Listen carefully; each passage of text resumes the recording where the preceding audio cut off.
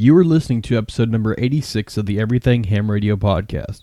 In this episode, we're talking with Bill Stearns about the upcoming Scouting Jamboree on the air and on the internet, so stick around.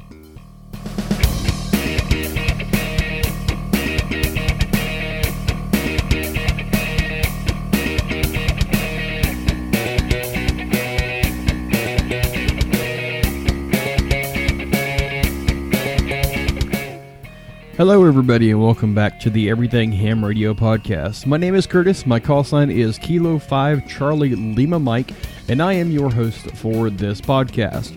This podcast is released every Thursday morning.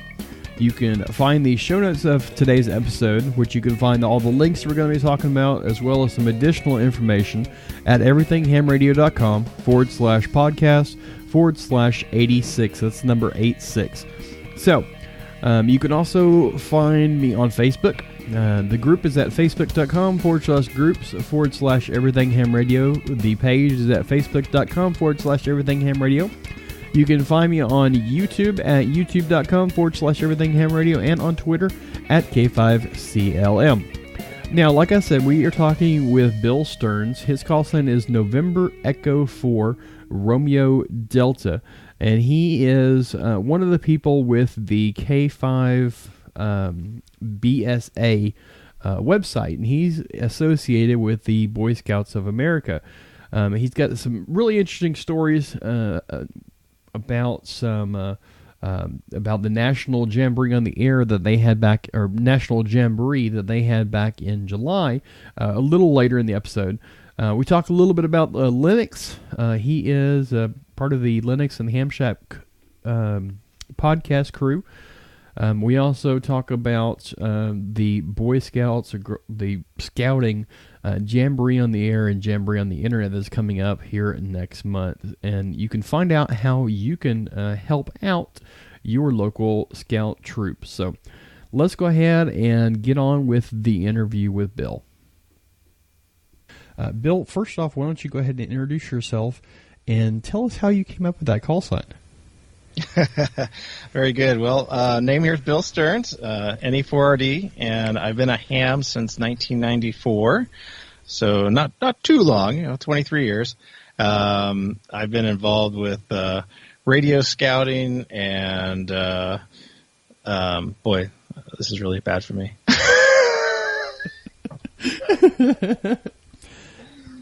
I lost my train of thought right there. Hey, it happens to the best of us, and the worst part about it is you're a fellow podcaster. That's just not right. Yeah, I really like it to be, somewhat scripted, and then I just go from there, but I have just bullet points now. But anyway, I'll just cut back in here. So I've been involved in amateur radio since 1994. I started out in Florida. That's where my 4 call sign comes from.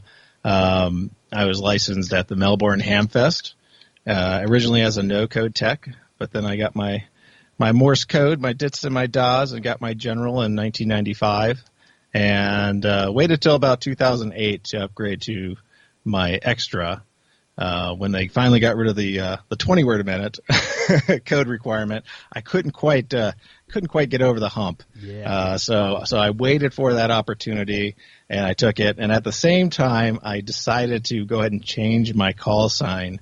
I had been originally KE4RGH, which was a mouthful, and I was really into contesting, not heavy contesting, but contesting to the point that, there was some definite interest in getting a shorter, lightweight call for Morse code and just regular operation. And I thought, what am I going to get? The 1x2s, 2x1s, they weren't available in the 4-call area at the time. There was a very, very short list, and none of them were that great. So I said, well, let me look for something nerdy. So sure enough, I looked up, and there's NE4RD. Nobody's taken it. It's new. It hasn't been used before. It's shiny and everything else. So I decided that that's the call sign I'm going to take, and it's just stuck with me now. So I've had it for 9 years, and I'll probably keep it forever. I'm currently living in Montana. I've been here since 2011, and I don't think NE7RD is available and I don't really feel like changing anyway. I like the 4; it's nice and lightweight, so that's where I'm sticking. Yeah, that's what like is that da or is it da dit? No, it's da. Yeah. So you got a lot of dits in your name, in your call. Yes. So that's what gives you the advantage in CW. Yeah. It's a lot of dits. The more dits you can have, the better you are. So. Wow. So how do you like it up there, Montana? Is it better in Florida? It's much drier. There's less water. Less but I alligators, love I'm it. sure. Yeah, I love it. I mean, I lived in Florida for 30 some odd years, and I love it up here. The mountains are great. The lakes and rivers are great. Even the prairie out here where we are in Billings, where we have like the rolling prairie and the mountains off in the distance. It's nice. It's really, really nice. So is your daytime career in coordination with amateur radio somewhat? No. I'm actually a programmer. So I basically work on databases and primarily back end stuff for one responsibility, and then I also do a little bit of front end work for a side project. But primarily, I'm a programmer. I don't do anything with RF really. Well, I always love to hear how people's careers are like commingled and stuff with amateur radio, and yours very well could be commingled with amateur radio. There's a lot of stuff out there. I would really love to have an iPhone app or an Android app for my podcast. And as a programmer, that's something you could do, right? Oh yeah, I haven't done any of the phone apps. I'm not a huge fan of that type of programming. But it's definitely intrigued me over and over again that just want to kind of get into looking at developing for mobile devices. I'm more of a person who likes to program. Well, a program to get paid, for one thing. The second thing is that when I'm programming for a hobby type thing, it's really for something I'm trying to solve for myself. So if I run into a specific problem, I'm going to, try to work my way around solving that problem by programming in general. Exactly. So, but I haven't really ran into a problem with my phone. So, so, as a fellow podcaster, what podcast are you on? Well, I do Linux in the Ham Shack. I've been doing that for about a year now. We're about ready to hit episode 200. The podcast has been going for about 10 years. So it's a long-term podcast with not as many episodes, but we try to get an episode out every other week. And then I also provide content for Amateur Radio Newsline for radio scouting in the K2BSA group. Very cool. Yeah, I've listened to a few of them on Linux and Ham Shack. I thought really like I was going to go Linux based on my podcasting computer and my radio computer and stuff like that.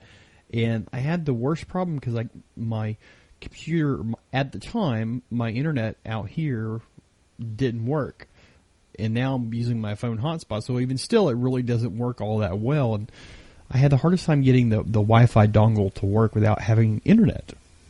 So, The Wi-Fi is used to be the killer of Linux. That used to be the litmus test for a machine. You'd plug in your thumb drive or your boot disk for Linux, and you'd boot it up and see if the wireless driver would actually load on the device before you actually bought it. Mm-hmm. So, I can understand that. That isn't so much the case anymore.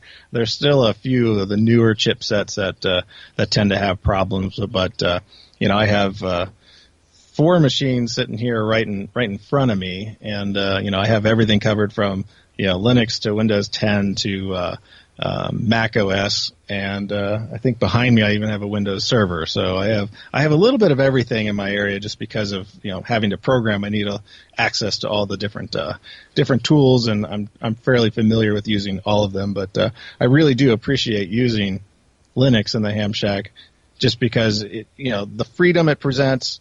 The open source, the openness, being able to communicate with the developers on a more intimate level and stuff like that. You don't really get that with commercial products so much. You go through support that may or may not be,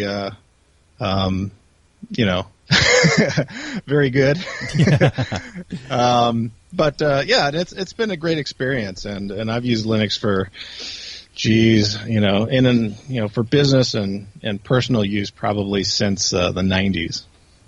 And then you have, on top of that, you get a Windows computer, or even a Mac computer, and you get the computer, you bring it home, then you have to go and find all the software that you're going to use, your logging software and all that, and you got to download it and all that.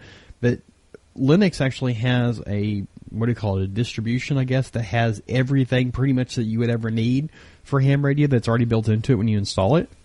Well, there's several opportunities for that. There's Andy's Linux, which is kind of a distribution with everything kind of pre-installed and ready to go. And there's also, through the Debian distribution, there's what's called the Ham Radio Pure Blend. I guess they call them spins or flavors or something like that.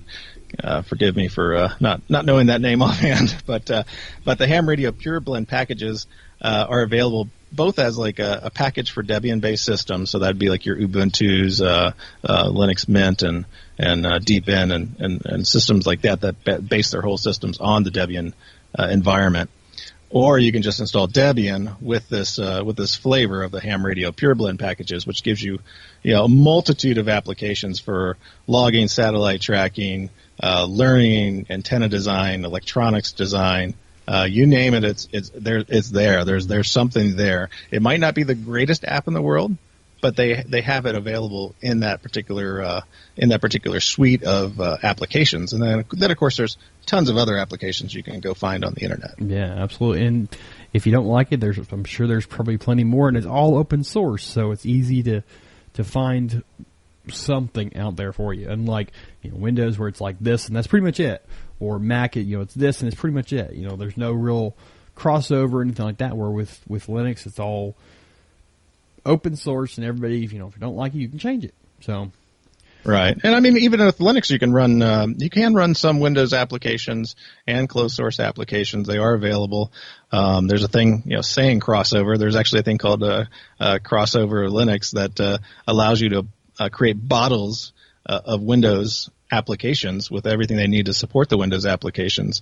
So we've even installed N1MM, Plus on Linux, as well as other Windows only applications. So you can do a lot with Linux if you want to just kind of branch out and experiment with it. Wow. So we kind of got off on a tangent here. I actually brought you on to talk about JOTA, so we kind of got off on a tangent on Linux. But so let's go ahead and get on with our topic of today. I'm sure people want to hear about that, even though Linux and all the stuff we've talked about is pretty interesting, at least to me, anyways. So let's start off. What exactly is JOTA, JOTA, and JOTI? What is that exactly? So Jamboree on the air, that's JOTA, and Jamboree on the internet. They're two different things, but they both run at the same time. Jamboree on the air, this is the 60th anniversary of Jamboree on the air, and basically it's an annual scouting event that uses amateur radio to link scouts around the world and across the country to basically facilitate communications, goodwill, learning about other scouts, other scouting groups in different countries, what they do, and an opportunity for the kids to get on the air using amateur radio, whether that be sideband, digital modes, digital voice, D-Star, DMR, Echolink, you name the propagation mode, it would be employed in Jamboree on the air. And that is the third full weekend of October. It's always the third full weekend of October. This year happens to be October 20th through the 22nd. And there are no official hours for Jamboree on the air. Basically, if you put a radio on that weekend, it's within the time frame. It's not a contest. It's just an event to get scouts to talk to other scouts. And in general, in other countries, let's hope the propagation gods on HF help us with that particular part of it. I mean, that's why we have things like Echolink and D-Star and DMR to get around that whole propagation issue. Yeah, and then especially if you get, sorry to interrupt there, but especially if you get like the solar storms and stuff we've had these past couple of days. Hopefully, thank to goodness it doesn't happen during that weekend. But I know. We don't need a radio blackout. Yeah. And the other component is Jamboree on the internet, and that's basically a 24-hour period throughout that weekend that runs from 0 hours local time to 2400 hours local time on October 21st. So basically the whole day on Saturday until Sunday night or Sunday morning. And that basically allows kids to get on in a safe environment through scoutlink.org, I believe. Let me check. Scoutlink.net. Scoutlink.net is the website for that. And basically they provide an IRC service, that's Internet Relay Chat, and allows scouts to communicate via basically typing and texting each other through this application. A lot of people use IRC for various uses, and this is just one mechanism that ScoutLink provides to get scouts to communicate on that medium. They also have TeamSpeak. They have a TeamSpeak server there that scouts can also connect to if they're not involved in the amateur radio side of things. And both these events, basically do the same thing. They bring the scouting units, the scouting world together, so that, we basically become one under this umbrella. The Girl Scouts, Boy Scouts, Venture Scouts here in the United States talk to scouting groups throughout the world. So I guess that answered one of my questions. I was going to ask if it was for boys and girls, but you just answered that question, so I'll check that one off my list. I don't know if it's officially for Girl Scouts. I haven't seen an official coordination, but it is a scouting group, and I know they're trying harder and harder to bring radio scouting into the Girl Scouts. And, I believe there's even a badge now for Girl Scouts. And I don't have direct communication with the Girl Scouts per se, because the group that I'm with, which is the K2BSA, we're basically the amateur radio arm of the Boy Scouts of America. So we're kind of tied directly to the Boy Scouts organization. But Jamboree on the Air and Jamboree on the Internet is ran through World Scouting. So it's not a USA thing. It's not a North America thing. It's a world thing. All right, so we're going to take a quick break. When we come back, we're going to continue our talk about JOTA and JOTI, I guess, for short. So stick around, y'all. We'll be right back. Do you have an old-fashioned voltage or amp meter hooked to your station? Are you looking to find something that has more bells and whistles? Check out the West Mountain Radio Power Check. The Power Check has 8 display modes, including voltage, current flow in either direction, wattage, and amp hours, and will measure from 0 to 60 volts with 40 amps continuous load. It is accurate to within 10 millivolts and 10 milliamps. It has a backlit graphics LCD that will display data in digital, analog, and bar graph formats. You can even monitor your battery backup with a programmable gas gauge. The non-volatile memory stores more than 100,000 data points without power. That's nearly 2.5 months worth of data at 1 point per minute. It has a USB computer interface for configuration and data download, and you can program it to sound an alarm for overcurrent, over and under voltage, and amp hours. The software that comes with it allows you to program every aspect of the Power Check operation, such as data logging rate, display formats, and alarm conditions. You can display current, voltage, wattage, and amp hours in real time. It has an integrated charting software that automatically collects and displays data. All the data can be downloaded and stored for later analysis. If this sounds like something you would really like, make sure you head on over to everythinghamradio.com/WMR and check it out. And if you do, and enter the code EH-SUMMER at checkout, you will get $50 off of your purchase. Normally the Power Check runs $184.95. If you enter the coupon code EH-SUMMER, you get a $50 discount, and that comes to $134.95. You can't beat it. The offer expires September 30th, 2017, so make sure you head on over and get yours before the coupon expires. Also, don't forget to pick up your free USB port monitor with your purchase. Again, that's everythinghamradio.com/WMR for more information. Hey y'all, we are back with Bill Stearns, NE4RD, with the nerd Bill Stearns, I should say. Sorry, I couldn't pass it up. Anyways, we are going to continue our conversation about JOTA. So, we've talked about what JOTA is. How did it start? You said it's like 60 years or so. How do you know how it started? I'm not quite sure how it started. The Jamboree on the Air has been going on since 60 years ago. So 1957? And Jamboree on the Internet has been going on for the last 21 years. So it's the 21st anniversary for Jamboree on the Internet. And although it's been going on for a long time, I don't really have the information to provide the history on it.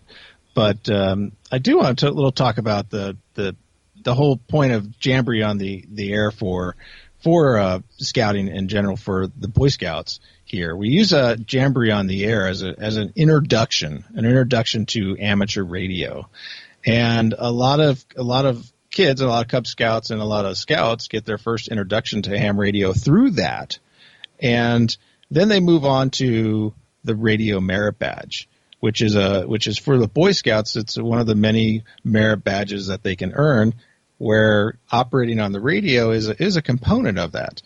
This year they changed the requirements a little bit of the Radio Merit Badge to incorporate amateur radio direction finding and some other key pieces. They had some older technologies that they wanted to bring up to date, so they have like streaming music and streaming radio stations and stuff like that now and there.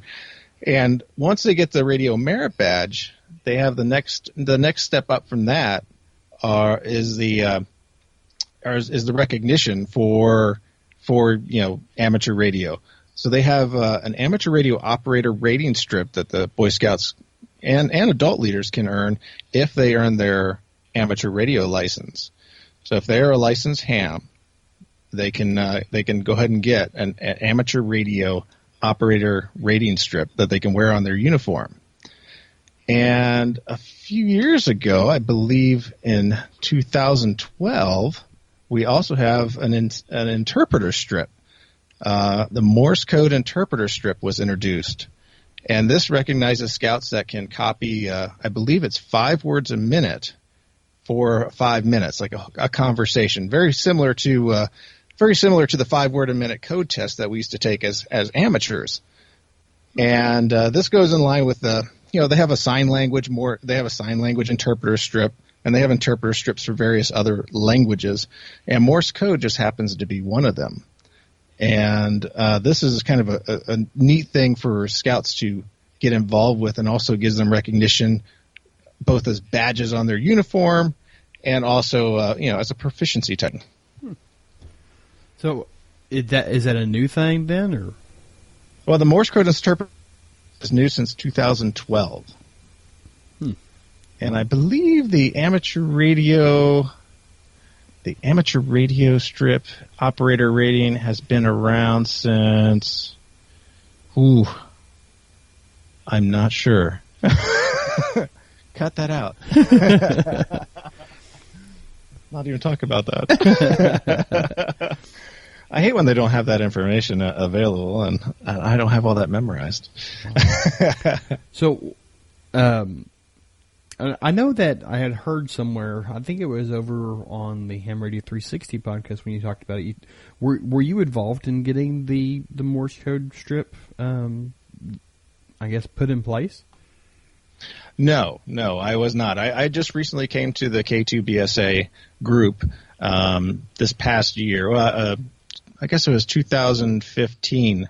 I joined the K2BSA and lead up to the National Jamboree. So I was getting involved to possibly get involved as a volunteer for the National Boy Scout Jamboree, and I didn't have anything to do with the interpreter strip. We did give the interpreter strip while we were at the National Jamboree this past summer. We had one of our volunteers there, Russ Mikwitz, N7QR, I believe. He was given the Morse code interpreter strip while we were there. Wasn't really a planned thing, but we did offer it while we were in the Summit Bechtel Reserve in West Virginia. So as far as the radio merit badge, you said that there's like streaming audio and stuff. Is it not entirely amateur radio based for that merit badge? Is there other stuff involved with it too? Yeah. So the radio merit badge is available to scouts that don't have necessarily the amateur radio component available to them. They try to make all these badges accessible to the scouting program, regardless of whether they have, a very special, person for that. Let's say the radio merit badge is split into several options that they could take. And one of the options happens to be amateur radio. And one of the other options happens to be broadcast radio. So this allows people that don't have an amateur radio group involved with radio scouting to still be able to give that merit badge and give components that are still meaningful to the nature of that merit badge. Now I'm involved with my my church. Well, I used to be involved with my church youth group, which is basically like Boy Scouts and Girl Scouts, except for it's all one. It's called Pathfinders, and we have a radio and a radio advanced, and basically for the radio badge, you have to get your technician license, and for your advanced, you have to get your general license. And then on top of that, we have a Morse code and Morse code advanced, which is 5 word a minute and 13 word a minute, and you can take that with either audio or light transmissions. And then there's several others and stuff, but it was really interesting because when I got back involved with it, I was involved when I was younger, 6th and 7th and 8th grade. And then after I graduated college and got my amateur radio license and made it all the way up through extra and stuff like that, I got back involved as a counselor for it. And as I'm looking through these honors, I'm like, well, okay, here's a badge I already have because I have my extra, so I have the radio, and I have the radio advanced because I have my extra class. And I can get the Morse code and the Morse code advanced because I took the 13 word a minute code when I got my general. So those two I got. And there was like 3 other honors that I was able to get because I was a amateur radio operator and extra and was able to answer all the questions and get it. So it was like, okay, well, there's me 8 more honors that I didn't even know I had. But, it's like, I like it a little better that way, I think, as far as, it's kind of, I hate to say it like this, and it really irks me sometimes, when you get, like, you go and play, your kid is on a soccer team or a baseball team, and everybody gets a participation trophy. It kind of seems to me like that radio badge in the Boy Scouts is kind of along those lines. It's more, well, if you can't get this where you can get it this way, it seems to me like it should be broken up. But hey, I'm not Boy Scouts or anything like that. But that's my opinion on it.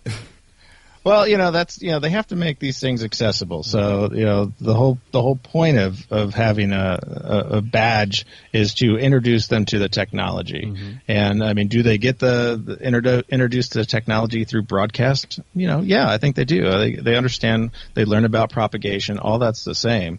The individual components change a little bit when you talk about for amateur radio specific stuff. We go over like Q codes and frequencies that are important to amateur radio, and like I said, amateur radio direction finding, very unique things to the hobby. So it kind of goes over the hobby, where the broadcast side is more of understanding the nature of broadcast media, and I think that's just as important as the amateur radio side of things. The broadcast media is where we get our news from. We just had hurricanes in 2 different states here, right. pretty major hurricanes, and the word was getting out to the general public via broadcast. Mm-hmm. So that's a very important component, and I know I was going somewhere with that, but yeah. So and if you're like you said, you came in, you had your radio license and stuff like that, and you could earn these awards. That'd be like the amateur radio operator strip. You have your amateur radio license. You basically earn that. Mm-hmm. We had some kids that came to the National Jamboree that were licensed. They were no code techs or technician class, I guess we call them nowadays, and we gave them an abbreviated radio merit badge class because they have already had their technician license. So all the material we're covering is stuff that they already know because they needed to know, and they were tested on that. So we go through an abbreviated version of the class, and then we get them on the air so we can record them doing their contact because that's a part of it. And I did want to go back and talk about one more thing that makes Jamboree on the air sort of uniquely needed nowadays. Just recently this year, they changed one of the Cub Scout requirements. When you go from Cub Scouts to Boy Scouts, there's this. You're right in the middle. You're called a Weeblo Scout. So the last 2 years of your Cub Scouting career, let's say, you're a Weeblo Scout, a junior Weeblo and a senior Weeblo. And their last award, their big award that the Cub Scouts can earn is called the Arrow of Light. And part of the Arrow of Light requirements is that they need to learn about scouting in another part of the world. And one of the components that they can do that with is Jamboree on the Air. And that's something that has changed just recently. From the basically the 2015-2016 program year, they instituted that, and they actually use that language as connect with a scout in another country during an event such as Jamboree on the Air or Jamboree on the Internet. So it's an integral part of scouting, and it's part of the highest award that a Cub Scout can earn. Now, Radio Merit Badge is not a Eagle required merit badge for the Boy Scouts. But I know most scouts actually go through and get that radio merit badge because it is an interesting. It's a STEM technology, science, technology, engineering, math. What more can amateur radio be but science? Mm-hmm. So is the Jamboree on the Air and on the Internet, is it part of another event, or is it kind of like a field day for the Scouts? It's its own event. It's not necessarily. I would say it's sort of like a field day, except for you don't necessarily have to go out and set up equipment specially for it. I know a lot of groups, a lot of ham clubs and stuff like that want to participate in Jamboree on the Air. They go, they set up a station, they invite the local district or their local troop, and they go do that. If their local district or troop is already doing a camp out, they say, hey, well, we're going to bring all our portable gear out to you. And I know my friends in Florida, they have what they call spookeree that goes on that weekend, and to kind of go with the Halloween theme and stuff like that. And they bring all the equipment out to the spookeree, and they get kids on the air, and they participate in Jamboree on the Air. And it's not a contest like Field Day is. It's not the whole purpose of the event is not to get a station up. Mm-hmm. The purpose is to get scouts to communicate with other scouts around the world. So I think we've talked about this a little bit. How has the amateur radio changed in the Scouts over the past 20 years or something like that? Has it impacted them a lot? Has it changed a lot? I know you said you got the new scribe or the new Morse code, the little interpreter strips and stuff like that. What else has changed in scouting because of amateur radio or dealing with amateur radio? Well, I like the big problem amateur radio always says that we have is getting the young people involved in the hobby. You know, we heard it in the annual report from the ARRL. You know, we need to connect with the youth. And, you know, what bigger group of youth do we have than the Boy Scouts? And we have an in with the Boy Scouts because of Jamboree on the Air that's been around for the last 60 years. So I think the communication and the openness and the working together with the ARRL and the Boy Scouts and vendors, major vendors. We have ICOM sponsors, I believe 5 or 10, I can't remember, 5 or 10 Go kits for radio scouting activations. Wow. And they provide everything in the box, an IC 7300, an antenna, power supply, speaker, desk mic, basically everything you need in a big Pelican case. You can sign up to get those stations for your radio scouting event. So we have a lot of interaction between the ham radio community and scouting, and it's a really good. I think it's a really good fit, especially for what the ARRL wants. You know, getting the youth involved in amateur radio. It's a perfect fit. It's a perfect fit, and we're constantly seeing the growth in our Jamboree on the Air numbers. You know, last year we had over 10,700 scouts from our reporting stations that got on the air in the U.S. Wow. You know, we had 267 stations on. You know, so it's really good, and we need to keep going and continuing to make that relationship bigger and stronger, and get more people involved in radio scouting. Because I think it really helps. It helps introduce the hobby to a group of young, eager people, and that we could possibly get into the hobby. You know, get them licensed early, get their technician license, maybe do some satellite ops. At the National Jamboree, I mean, the kids are really interested in the little arrow antenna kind of being strewn about while we're working a satellite, and, you know, explain that to the kids that, hey, yeah, we're actually communicating with another guy through a satellite that's moving in the air, and not only is it moving, it's spinning. So that's why it sounds weird, and you know, we have to move the frequency, and we talk about Doppler shifting and everything else.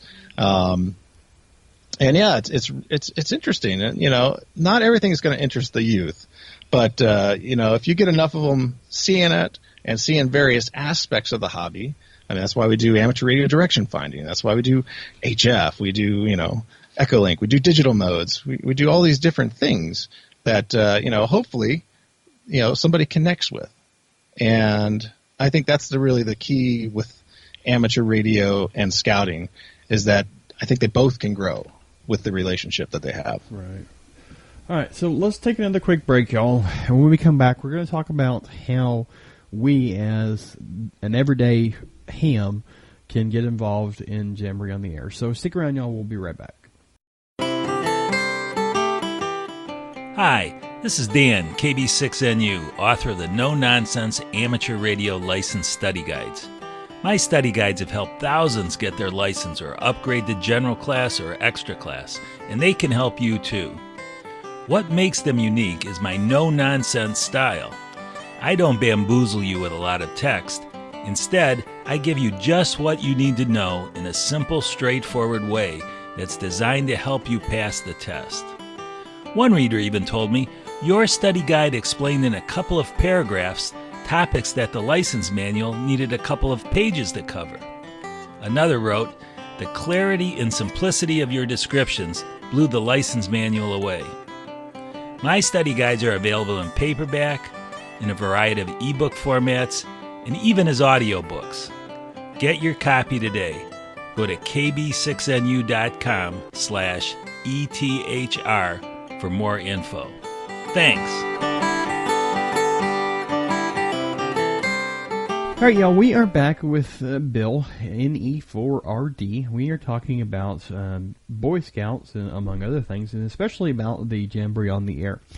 So I guess my main important question that I want to ask in this segment is how can we, as everyday hams, get involved and help out the Boy Scouts and Girl Scouts and Cub Scouts, I guess, even participate in the in JOTA? So there's a couple different ways that we as amateurs can help. I mean, that we can be on the air and listen for these scouts calling CQ JOTA or CQ Jamboree, and we can help them make contacts and give them, meaningful conversations.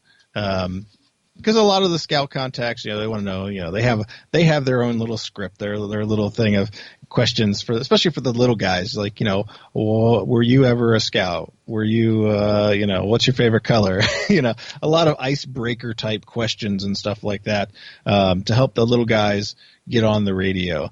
Once they get a little bit older and they can freewheel it a little bit more, they're pretty much open to conversation. And we have a lot of great conversations with amateurs about their history. It's so interesting running into all these Eagle Scouts that are now ham radio operators and been Eagle Scouts for 20, 30 years, and they like talking about their experience. The other side is actually getting involved by hosting or by helping your local scouting organization or club run a JOTA event at your local area. And it's not terribly late to start now. Obviously, we're still a few weeks out, depending upon when this comes out. And even today, I was going down to the scout office and just kind of getting some more feelers out and trying to see, where's everybody at, what's the schedules look like. We're going to try to slide in a morning event here in Billings.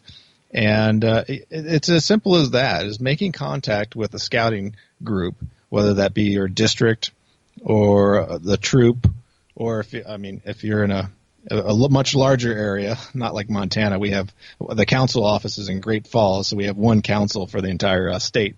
But a lot of states with a lot of kids, like Florida and Texas and so on and so forth, have multiple councils, and you can go to the council office and talk to them and ask them if they have if they're doing Jamboree on the air. Is it on the schedule? Do they have a ham radio club that already does this?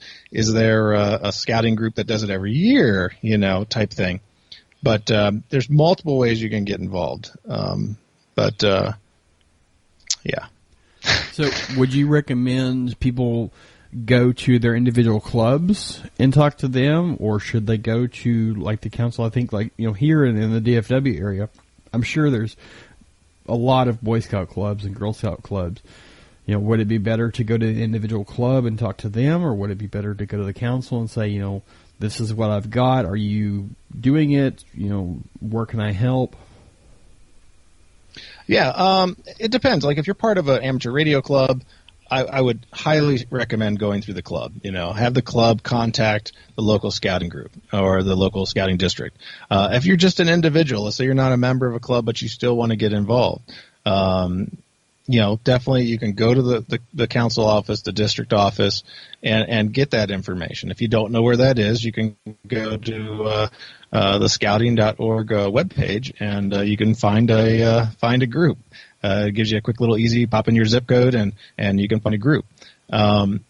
If you're already a scouter, an adult leader in the scouting program, and are a licensed ham, you can also run JOTA for your group. You can also run it for the district. Get some ham buddies and plan the event. It doesn't take much to actually do it. It works a lot better. I always say it works a lot better if there's already an event on the calendar that you can just show up to, because then you have a captured audience. You've already got the hard part. You got the people there. The throwing up ham radio gear. We do it in field day and winter field day and all these rapid deployment amateur radio stuff. We can throw up a station in little to no time. So I think that aspect of it is not complicated at all. And especially if you can't throw an HF station up, a couple of handhelds, an Echolink node, a D-Star handheld, or something like that works just fine as well. So you don't have to have a lot of infrastructure to bring with you. But the key is to find where the scouts are going to be. At this late in the game, it might be a little harder to bring scouts to an event that you're hosting. And if you're still interested in doing that, I suggest you get multiple people together and you work with the local scouting groups and the local scout organization to try to plan it. And we have all kinds of information on our website at k2bsa.net on how to plan an event, what you need to do, things that you may not be aware of, especially with involved with scouting program and stuff like that. There has to be too deep leadership for the youth protection policy and the scouting. So, having a JOTA in like an enclosed space is probably not a good idea. Having it out under like a park shelter is a great idea because it's out in the open and you can get, everybody can see what's going on. And plus it's a lot more open for the kids so they can see what's going on. And it kind of just brings people in. But, yeah, I guess that was my next question. Is it better to go to them, or is it better to bring them to your shack? Bring the club to your shack or something, and do it that way, or would it be better to go out in the field and set up somewhere, or if they're going to camp out or something like that? I would suggest going out. I would always suggest going out. Bringing them into your station is probably fine for a small group. So if you just go to a troop that has maybe 10 to 20 kids. And they have some scout leaders that say, hey, yeah, we want to bring our kids to do this Jamboree on the Air thing. Can we bring them to your station? And as long as they bring their adult leaders with them, they can do that. Now, an amateur radio person cannot have scouts by themselves. That's just not a possibility. So that's why I say, hosting it at your house becomes a complication. Because of the protection policies and the rules involving youth in the organization. So you definitely want to kind of have this more of an open public spaces and have it more planned so that there's leadership from the scouting side. If you're really just kind of freewheeling it, you really want to have the scouts on your side, the scout parents, to be present and everything else, because that's really what makes the scouting event. It makes it, it is the parent involvement, is the scout leaders, the assistant scout masters, the cub masters, and, even your committee, your committee members and stuff like that can help that. Okay. So I guess, if y'all want to be involved, this episode will come out Thursday. So if you're listening to it, it's at least Thursday. So it's, it's at least what is Thursday? Like the 15th, I guess? 14th. So it's at least the 14th. So you have a month and a week to get out, find somebody, get set up, stuff like that, and make some plans. So you still have a month, so you have a little bit of time anyways. So if you wanted to do something like that, I'm sure there's plenty of information on the K2BSA website that you can find. There will be links to that in the show notes of today's episode. So definitely, if you are interested, get involved, help out the youth, and let's get some new blood in the hobby for sure. And I highly recommend signing up for the JOTA email newsletter, because that's going to be coming out this Friday. There's going to be all the information, the final information on station registration, and everything else is going to come out on that particular email this Friday. So sign up for that so you can get the archive and get the notes coming out on Friday, and that'll have more information on getting your station set up and registered for being an official JOTA station. Okay. Question just popped into my head here. A little back when we were talking about the radio merit badge. Are y'all going to be? Do you know if there's going to be radio merit badges working during the JOTA field or during the JOTA? It would depend on place by place whether or not they would offer that as a component. Working contacts is part of that component of the radio merit badge, but it's not necessarily going to be ran while there's a Jamboree on the air. It would be group by group thing. If they happen to offer the Radio Merit Badge while Jamboree on the air is going on, that's great. It's not always the case. Normally, when I do Jamboree on the air here, I just show up with a station. I'm not doing a I'm not doing a Radio Merit Badge. I'll be happy to sign off on their blue cards for that component of that Radio Merit Badge, and we'll recommend them. Hey, come to this Merit Badge fair or this Merit Badge University, and we'll finish up the rest of the requirements and stuff like that. Mm-hmm. But they can definitely earn a component of that Merit Badge. Now, with the JOTA, when you're talking or something like that, or maybe just with the Radio Merit Badge, is there certain questions or certain topics that they have to talk about in order to make that context? Like, I seem to remember reading somewhere there was you had to say their name and their age and their favorite color and something else in order to complete that contact. I don't know where I read it at, or maybe I'm just totally off on this. I believe it's just I just believe it's like a 5-minute conversation on the air. So it's pretty simple. 5 minutes on the air, single conversation. I think I've even had when I couldn't get a conversation, I've run Jamboree on the air when conditions were less than optimal for that kind of thing. But yet, QSO parties were going on, and there were some people on that we could hear from that, and they're not interested in a conversation, but you can definitely get the scouts on there to say 5'9" Montana or whatever, so they can get the feel. They also learn a little bit about contesting too, so it's definitely something a little different, and 5 minutes on the air is the basic component. They do want it to be a conversation, but I'm sure there's some flexibility between the counselors. All right, so very good. So I don't think of any other questions that I have for JOTA, but I do want to talk a little bit about the national campout thing that you had back in, what was it, July or something like that you had? Yeah. In July we had the National Jamboree, the National Boy Scout Jamboree, and it was held in the Bechtel Reserve in West Virginia. This is every 4 years there's a National Jamboree in the U.S. So the previous one was also at the Bechtel Reserve, and then that goes on back to previous locations. So every 4 years there's a big national jamboree, and we were there as the K2BSA. We had a huge demonstration station where we had, I think we had 8 HF stations, 2 VHF stations. We had a full satellite setup. Wow! And then we also had we did satellite up on Garden Ground Mountain, which is a labeled peak in the Summits on the Air program, and we also activated Summits on the Air with HF up there, all part of the demonstration side of what we were doing. But we were also there. We did Radio Merit Badge. We offered Radio Merit Badge as a program there, and used the demonstration station to complete the on-air component of that. We had amateur radio direction finding going on there. We had little fox hunt going on. And we also launched some balloons. We launched 2 balloons with APRS trackers.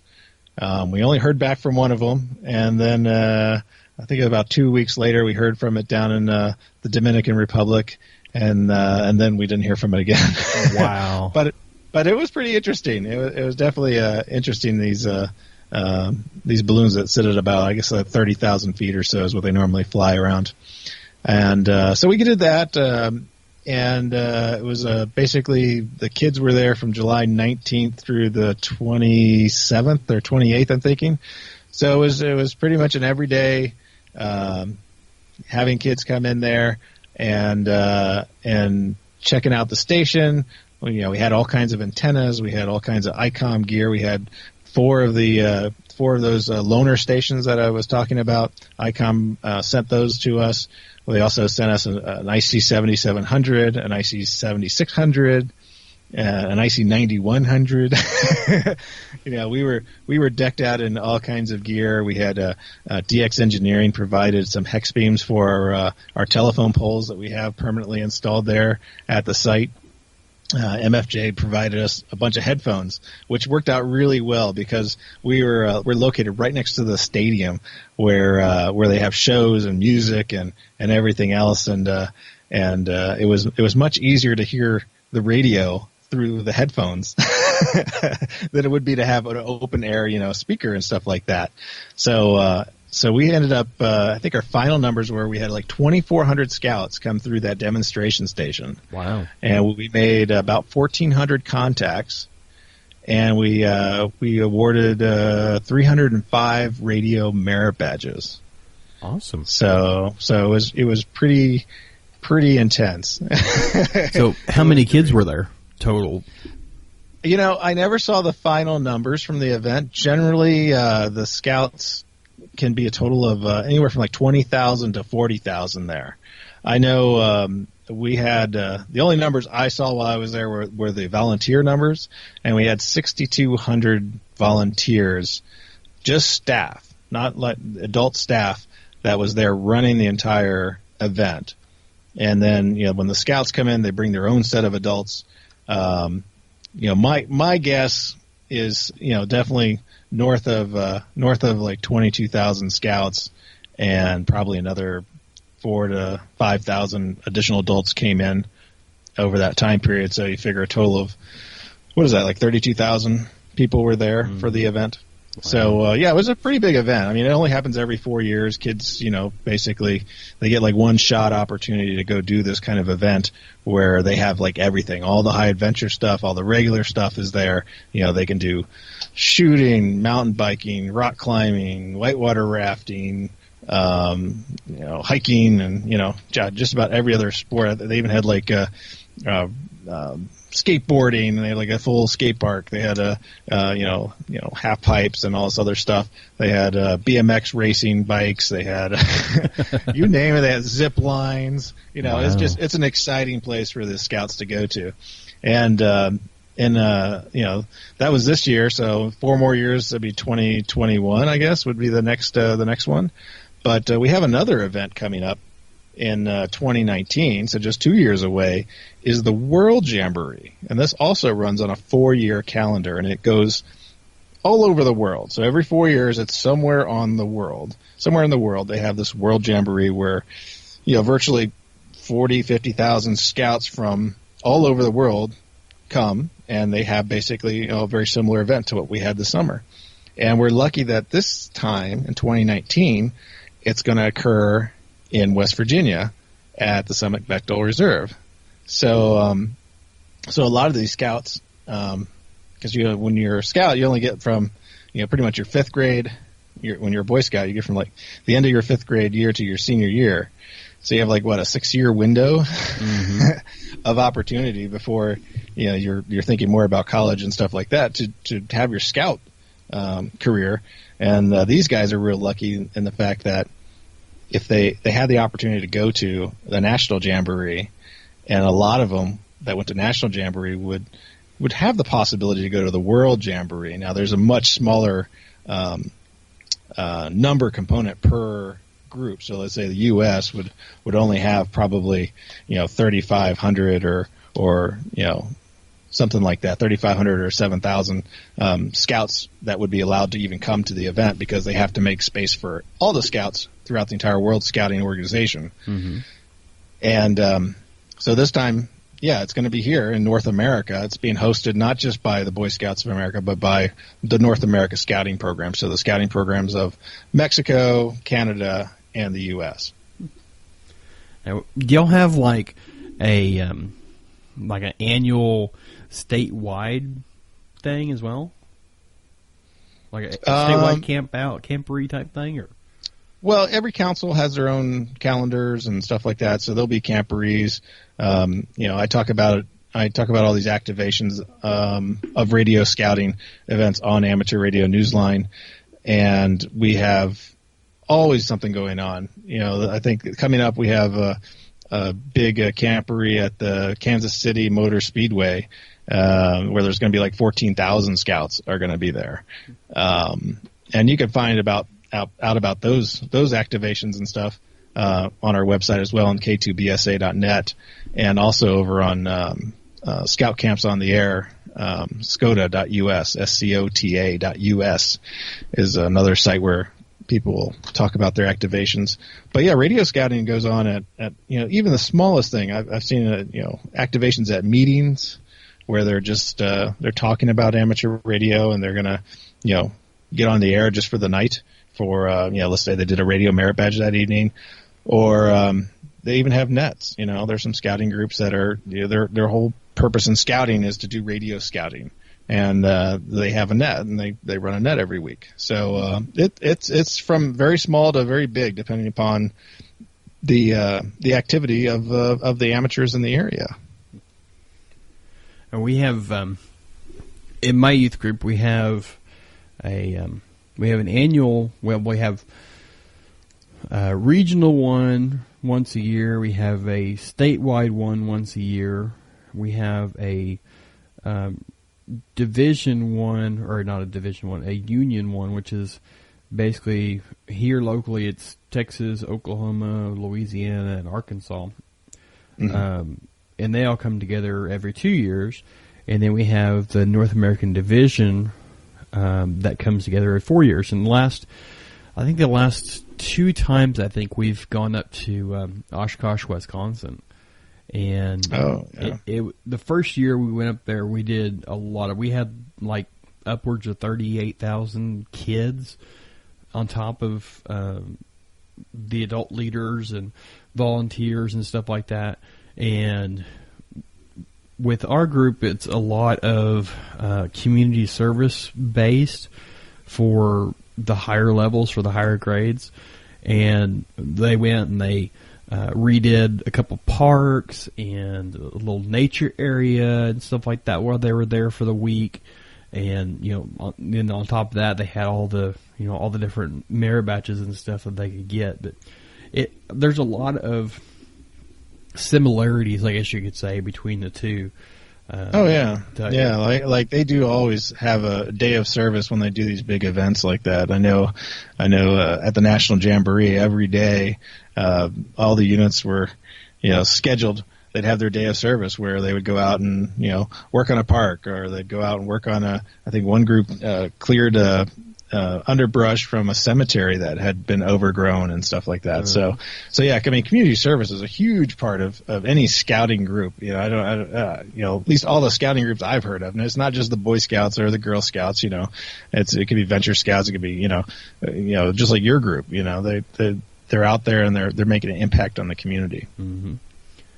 So, if any of y'all have any questions about what you can do to get involved with this, or help out with JOTA, or help out with the Boy Scouts in general, I'll have links to all the links that we've talked about in this episode, as well as to the K2BSA website will be in there. And check out your local areas for local Boy Scout clubs and Girl Scout clubs. Get your kids involved with it. That's one of the things that I highly recommend for anybody to do. If you have a kid or a teenager or something like that, get them involved in some kind of youth organization. Get them involved with Boy Scouts or Girl Scouts, or something along those lines to help them grow as individuals. And if they can grow as a ham in the process of it, great.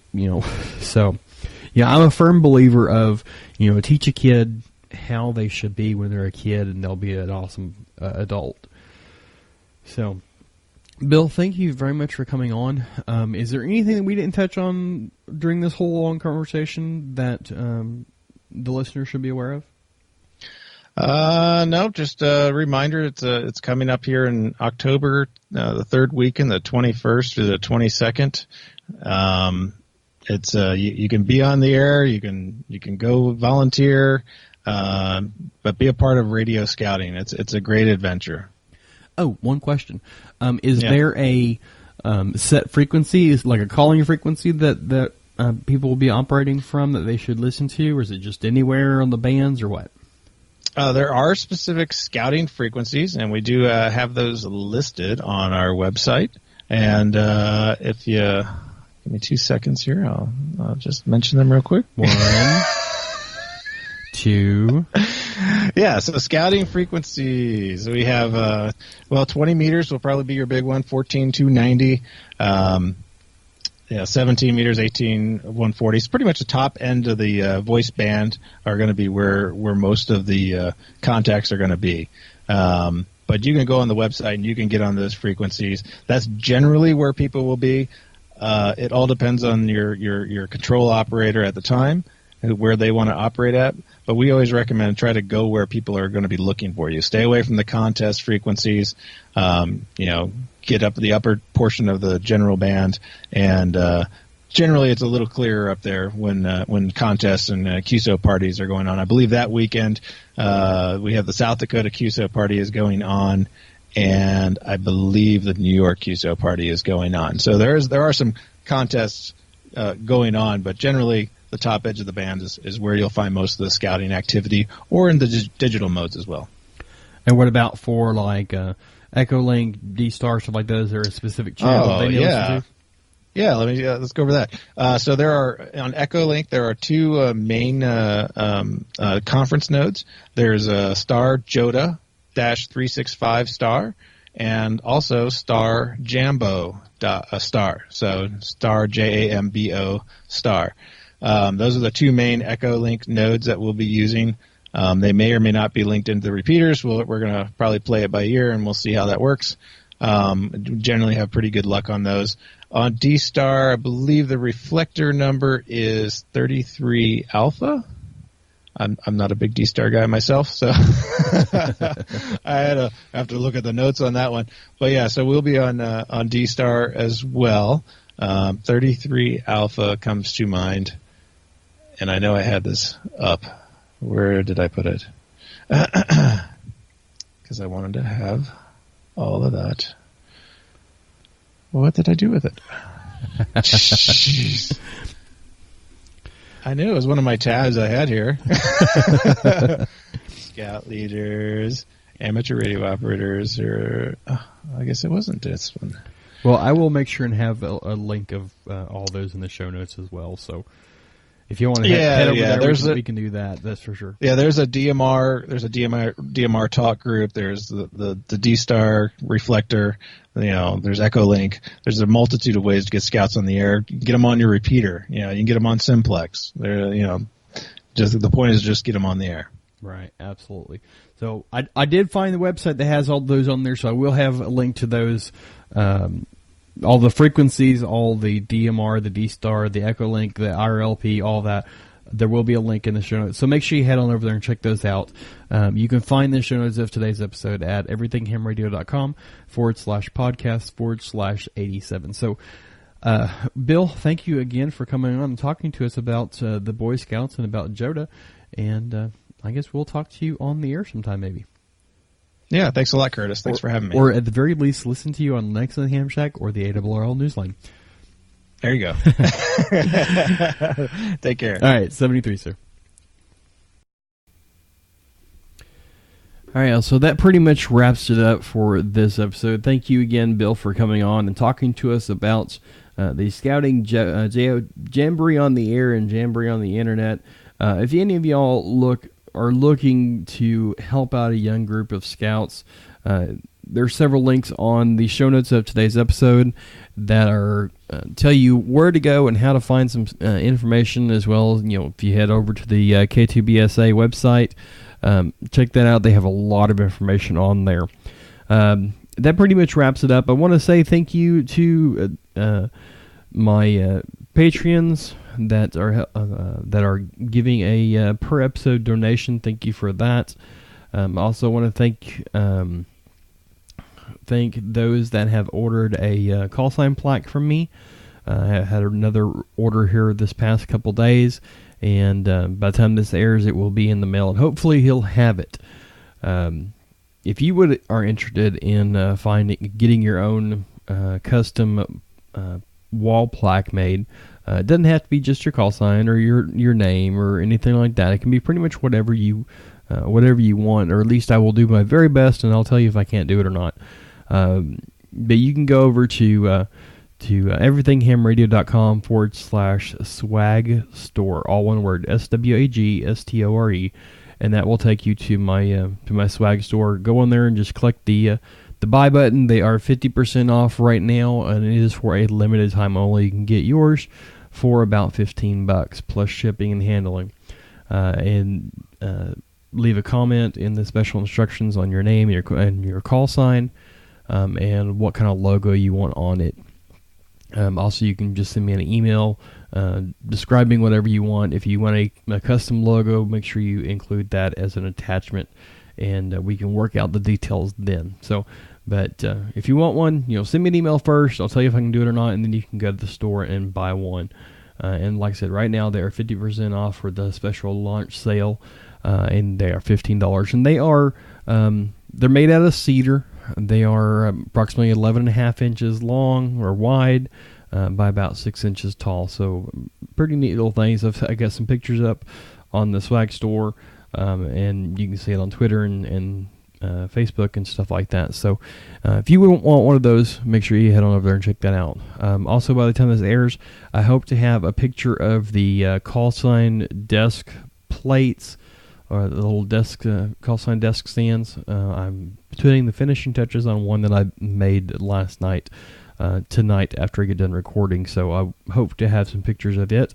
And if you want to get it, it's also listed there on the swag store. But that's pretty much it. Again, like I said, if you want to look at some additional information, you can find it over the show notes. It is at everythinghamradio.com/podcast/86. I think I said the wrong address in the interview, but it is number 86. Also, if you want to follow me on Facebook, the group is at facebook.com/groups/everythinghamradio, and on the page is facebook.com/everythinghamradio. I put all my podcast episodes up on YouTube as well. If you want to listen to it on YouTube rather than your favorite podcast player, you can find that at youtube.com/everythinghamradio. I'm also on Twitter, which is probably the easiest place to find me and send me messages, is on Twitter, and you can find that at K5CLM. That pretty much wraps it up. I don't remember if I've mentioned this or not before yet. Probably not, but starting in October, I'm going to be going to a bi-weekly podcast rather than every week. With my new kids and some additional responsibilities I have, it's getting a little much for me. So I'm going to cut down to twice a month rather than 4 times a month. And like I said, that's starting in October. So I got a few more episodes in this month left, and then we'll be going every other week. So, and it's probably, I believe the first episode will be the second Thursday in October, if I'm not mistaken. So, also, if you would like to come on the show and talk about something, I would be interested in hearing what you have to say, and I'm sure y'all will be interested in hearing what some people have to say as well. Shoot me an email at k5clm@everythinghamradio.com. Let me know what you want to talk about, and we will try and set something up. Yeah, so I guess that's pretty much it. Again, thank y'all very much for listening. Please share my podcast with your friends and family, and help me spread the word, and help those that need help. Be an Elmer.